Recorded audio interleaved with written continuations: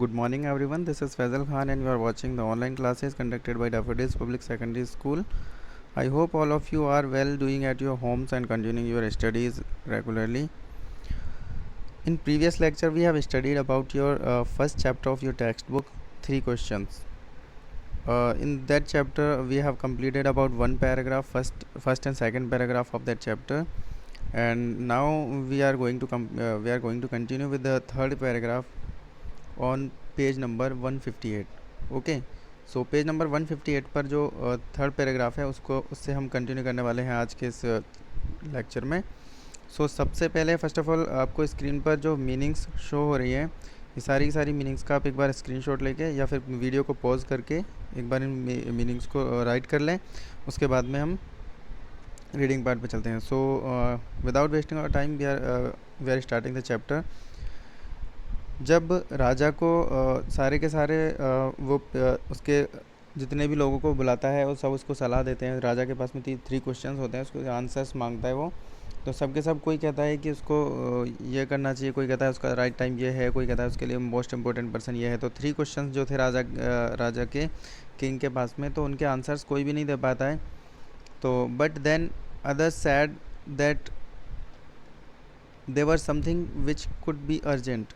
Okay, but कुछ लोग उनमें से कहते हैं कि वहाँ पर कुछ ऐसी चीज़ भी हो सकती है जो अर्जेंट भी हो सकती है. ठीक है, these things could not wait for decision of council.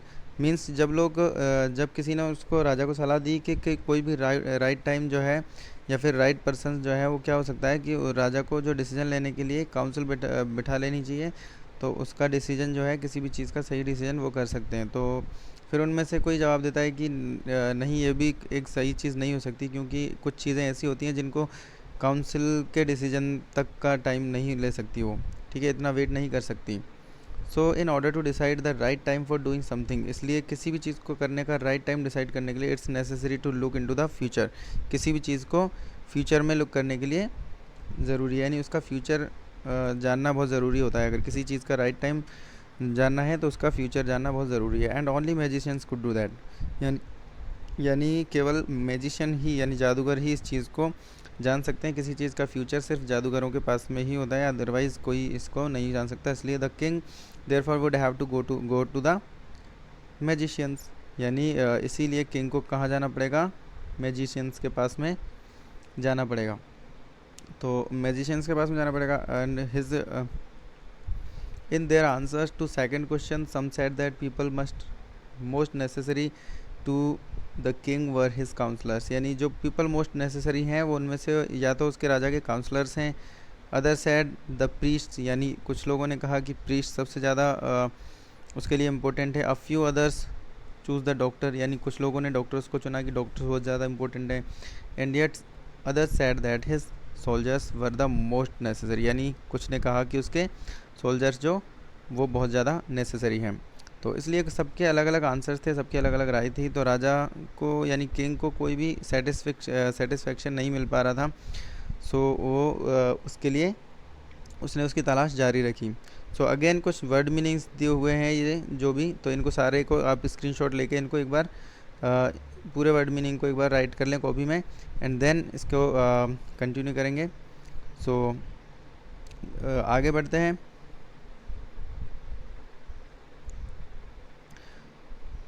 So going to the fourth paragraph we see in the textbook to the third question, यानी थर्ड क्वेश्चन के लिए पहले क्वेश्चन के लिए सबने अलग आंसर दिए थे, सेकंड क्वेश्चन के लिए भी सबके अलग अलग आंसर्स थे. To the third question some said science, other choose fighting and yet others religious worship, यानी कुछ लोगों ने कहा थर्ड क्वेश्चन के लिए कि साइंस जो है वो सबसे इम्पोर्टेंट चीज़ है, डिस्कस करने के लिए सबसे इम्पोर्टेंट मैटर है.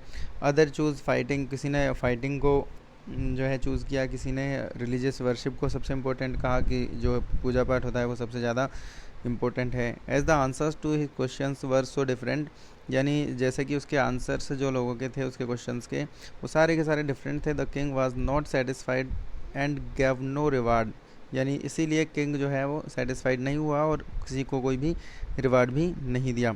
The hermit lived in a wood which he never left, sorry instead he decided to seek the advice of a certain hermit, यानी इसीलिए उसने क्या किया, जब वो सेटिस्फेक्शन उसको नहीं मिला तो उसने क्या डिसाइड किया कि उसको एक हर्मिट के पास जाना है। जो हर्मिट की एडवाइस मिली कि एक हर्मिट है, एक साधु है जो इन क्वेश्चंस के आंसर दे सकता है। Who was widely known for his wisdom, यानी जो उसकी बुद्धिमत्ता के लिए बहुत दूर दूर तक जाना जाता था कि वो बहुत ही बुद्धिमान आदमी है, बहुत ही विजडम पर्सन है। सो इसलिए उसको बहुत ही वाइज पर्सन है, सो इसलिए उसको क्या करना है, आप हर्मिट के पास चले जाओ, किसी ने राजा को सलाह दी तो वो आपके इस क्वेश्चंस के आंसर दे सकता है। The hermit lived in a wood which he never left, यानी जो हर्मिट था वो एक वुडन झोपड़ी में रहता था जिसको उसने कभी भी नहीं छोड़ी थी। He saw no one but simple people, वो जो है एक सिंपल इंसान की तरह दिखता था। And so the king put on ordinary clothes, sorry जो हर्मिट था वो केवल और केवल सिंपल लोगों से ही यानी आम आदमियों से ही मिलता था, वो किसी स्पेशल पर्सन से यानी राजा से या किसी स्पेशल चीज़ों से दूर ही रहता था। तो इसलिए उसको राजा को जो है उसको ऑर्डिनरी पर्सन बनकर ऑर्डिनरी क्लॉथ्स में जाना पड़ा उससे मिलने। Before he reach the hermit's hut the king left his horse with the bodyguard and went on alone, यानी इसीलिए जो सबसे पहले जो राजा उसके पास में गया, किंग जो है हर्मिट के पास में गया तो उसने सबसे पहले अपने घोड़े को बाहर ही छोड़ दिया और उसके बाद में उसके ऑर्डिनरी से क्लॉथ्स पहन के यानी कपड़े पहन के और वो उसके हर्मिट के पास में चला गया। तो इसके बाद में जाते हैं हम नेक्स्ट पैराग्राफ पर। सो नेक्स्ट पैराग्राफ में आता है आपके कुछ वर्ड मीनिंग्स हैं, तो इनको अगेन आप स्क्रीनशॉट ले सकते हैं। देन उसके बाद में चलते हैं नेक्स्ट पैराग्राफ पे। As the king come to near the hermit's house, as the king came near hermit's hut he saw hermit's digging the ground in front of his hut, यानी उसने देखा कि जैसे ही उस हर्मिट के घर के पास गया तो हर्मिट जो है उसके हट के पास में एक ग्राउंड को डिग कर रहा था, खोद रहा था, यानी जो खेत जोतने का काम करते हैं उसको डिगिंग बोलते हैं।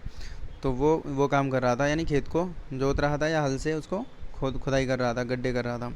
ही greeted the king and continued digging, means जो हर्मिट था उसने उसको किंग को ग्रीट किया, नमस्ते किया और उसके बाद में वापस से अपने काम में लग गया। The hermit was old and weak, यानी हर्मिट जो था वो बहुत ही ज़्यादा ओल्ड था और वीक था।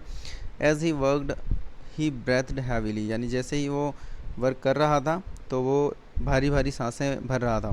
The king went up to the hermit and said, king जो है वो हर्मिट के पास में गया और उससे कहा, I have come to you wise hermit to ask you to answer 3 questions, यानी मैं आपके पास में जो वाइज हर्मिट, उसको कहा कि बुद्धिमान आदमी, मैं आपके पास में इसलिए आया हूँ कि मेरे पास में कुछ क्वेश्चंस हैं, 3 क्वेश्चंस हैं, तो उनके आंसर्स मुझे जानने हैं। मैंने सुना है कि आप बहुत ज़्यादा बुद्धिमान हो, बहुत ज़्यादा वाइज हो, तो इसलिए आप उसके आंसर्स दे सकते हो, इसलिए मैं आपके पास में यहाँ पर आया हूँ। How can I learn to do right things at the right time, यानी पहला क्वेश्चन है मेरा कि मैं किस तरह से चीज़ों को राइट टाइम पर और राइट चीज़ें कर सकता हूँ, तो ये सबसे ज़्यादा राइट टाइम क्या होगा।